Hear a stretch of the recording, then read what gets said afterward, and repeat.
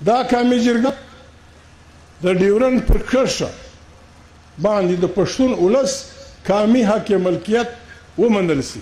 د ډیورنډ پر کرښه یو خواته بل خواته خوست، دا خوا د چمن بولدک لون، دې خواته هلته د پښتونخوا وطن زه وبخښه. دا قومي جرګه پر ډیورنډ کرښه باندې ازغن تار په سختي سره ردوي او غوښتنه کوي چې په کرښه ټولې تاریخي تجارتي لارې دي د تجارت او د کرښې پر دواړو غاړو د آبادو خلکو ازادانه تګ راتګ لپاره د څه کاغذي اسنادو او قوایو په بغیر د یقیني کړل سي. وروڼو عزیزانو، دلته خلک سته، ناصران خلک سته، وزیر خلک دي، زموږ د وطن خلک دي. عزیزانو، ډیورنډ کرښه په 1893 کې پرنګي وکښه. کرښه د معلومه ده، پر دې کرښو اختلافات سته. یوه کرښه د هندوستان او د پاکستان منځ کې ده، پر هغې هم اختلاف دی، کنټرول لاین. یوه کرښه د چین او هندوستان منځ کې ده، پر هغې هم اختلافات دي.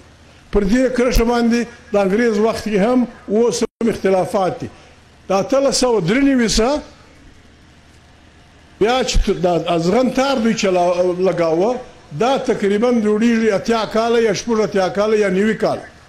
90 کاله پر دا لیکه باندې موږ له سیابند راتلو، بیا دامان ته تلو، په سلګونو نه په لکونو خلک، سلیمان خیر، خروټي، ترکي، دا د وطن نږدې اسګزي خلک، دا چې په بري کې ګرمي شوه دا به توبې ته ختل، بیا چې په توبه کې یخ شو دا به دغه ته تلل، ریګ ته تلل. پرېچا پابندي نه وه، ټوپک به هم ورسره و، یو چاړه به هم وه، یو توپنچه به هم و، پلانی به هم و، خو تلاشي به یې وکړه، خلک بیا را پرېښو، تجارت یې هم کاوه. موږ پښتونخوا ملي پارټي د پارټي په توګه هم، د پښتانه د دغه په توګه هم موږ پاکستان باندې هم دا غږ کوو، پر جهان هم دا غږ کوو چې نن جهان د حیوانانو لارې نه تړي، چې فلاني علاقه کې یخ سي، حیوانان په عذابېږي، د ګرمې علاقې لارې به خلاصي چې د حیوان ستا ملک ته راسي.